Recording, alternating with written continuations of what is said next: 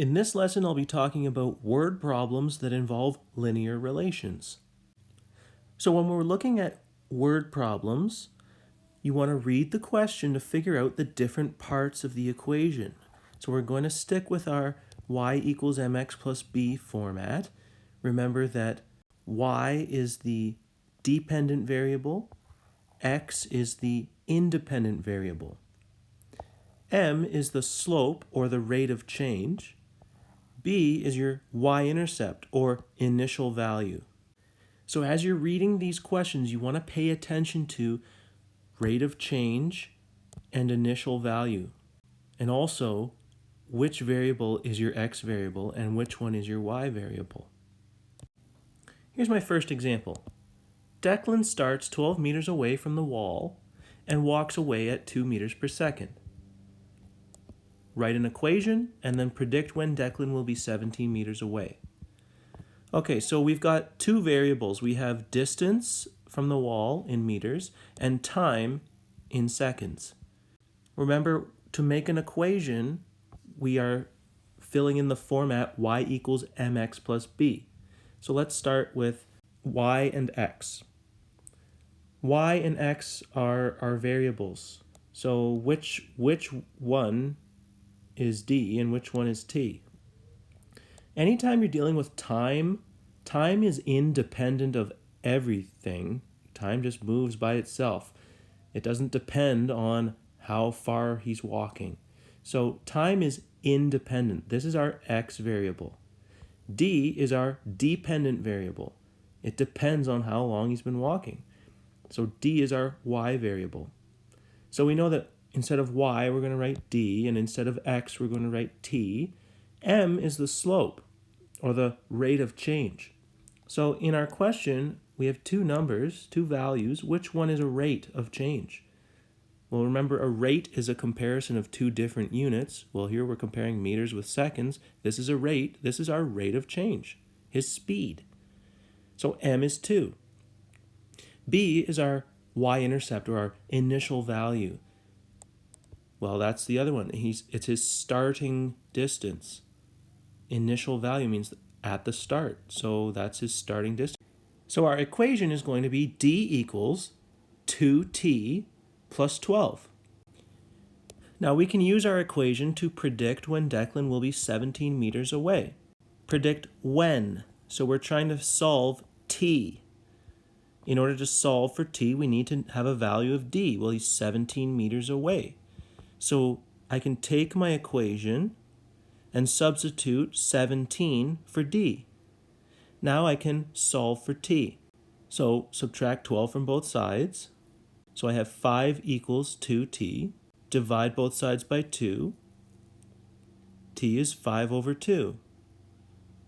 Well, you normally don't say it will take 5 over 2 seconds or 5 halves seconds. We would say this is 2.5 seconds.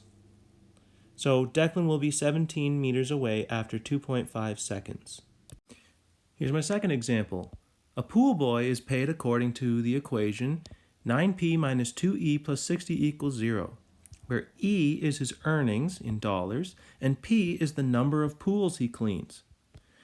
What are his fixed pay and pay per pool cleaned? Okay, so fixed pay, that is his initial value. So we need to find the initial value here. But this equation is given in standard form. So we need to change this into slope-intercept form. We need to essentially isolate for E. So we're going to spend time rearranging this equation. So his earnings are the dependent variable because his earnings depend on how many pools he cleans. So that's why I chose to rearrange to solve for E. So I hope you can see what I did here. I just moved the negative 2e to the other side so that it was positive. And then I divided by the coefficient, divide each term by 2. So I end up with an equation E equals 4.5p plus 30. And I hope you can see this is in y equals mx plus b form. So what's his fixed pay? What's his initial value? $30. And what's his pay per pool cleaned? Well, it's 4.5 is the rate of change. So remember, it's dollars per pool cleaned. It's $4.50 per pool. So he earns $30 plus $4.50 per pool. How many pools should he clean to earn $120 in a day?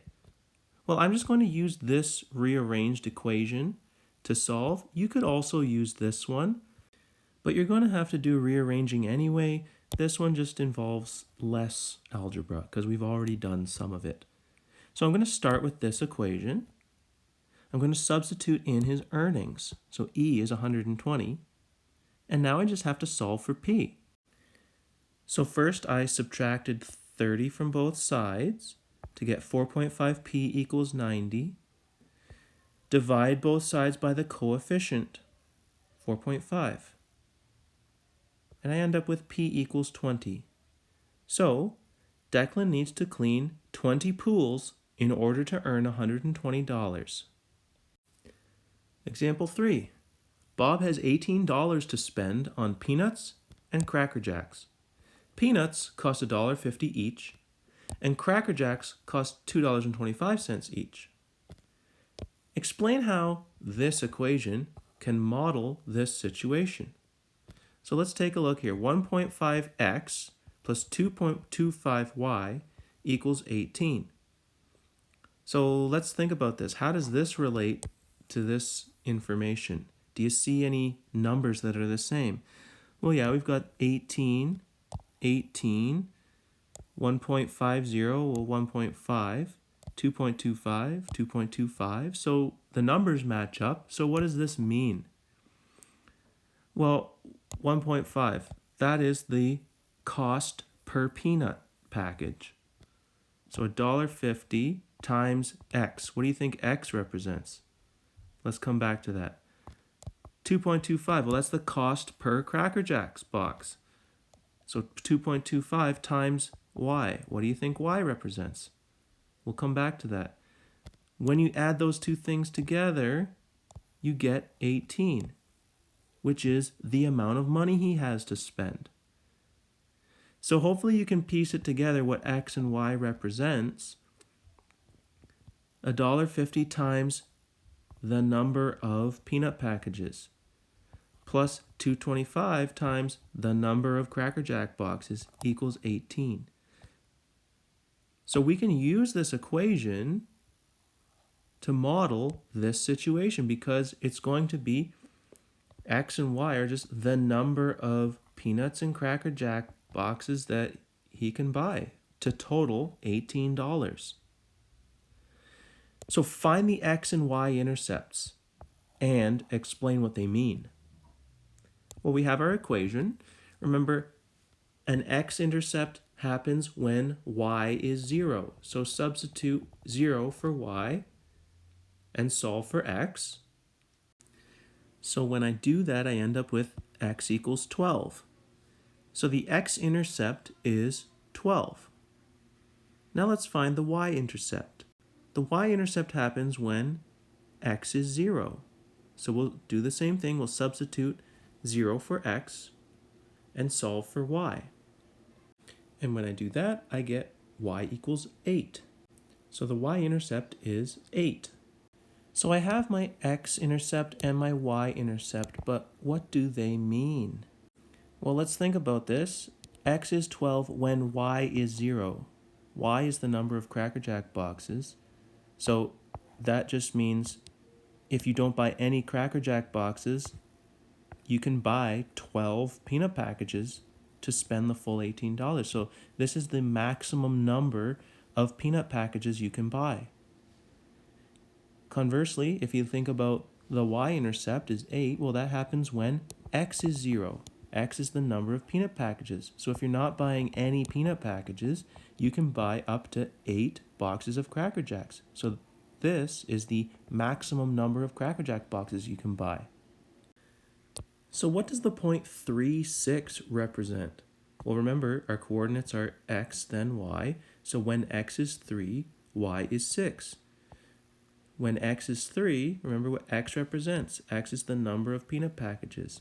So you're buying 3 peanut packages. Y is 6. Y is the number of Cracker Jack boxes. So you're buying 6 Cracker Jack boxes. So what does this point represent? It means that when Bob buys 3 packages of peanuts, he can buy 6 packages of Cracker Jacks. And my last example, Paige earns $20 per day babysitting, plus $3 per kid. Dan earns $40 per day, plus $2 per kid.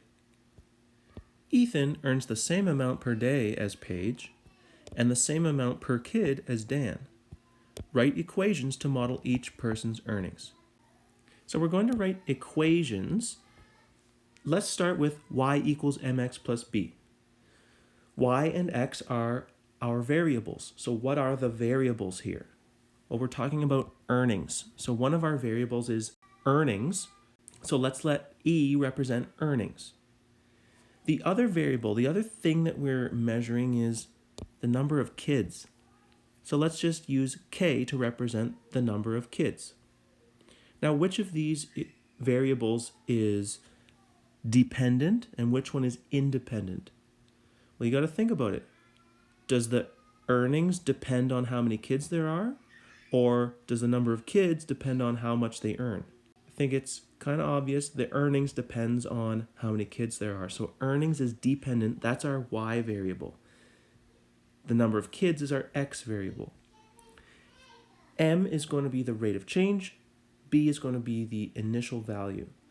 So let's start with Paige. Paige earns $20 per day plus $3 per kid. So in one day, her earnings are going to be, what's the rate of change involving kids? Well, $3 per kid. So M is 3. B is the initial value. Well, she gets $20 that day. So B is 20. So Paige's equation is E equals 3K plus 20. Why don't you pause the video and see if you can come up with an equation for Dan? Dan earns $40 per day plus $2 per kid. So $2 per kid, that's the rate of change. $40 is the initial value for that day of earnings. So for Dan, E equals 2K plus 40. Pause the video and try to come up with an equation for Ethan. Ethan earns the same amount per day as Paige. Paige earns $20 per day. So that's the initial value for Ethan. And the same amount per kid as Dan. Well, Dan earns $2 per kid. So that's the rate of change for Ethan. So Ethan's equation is E equals 2K plus 20.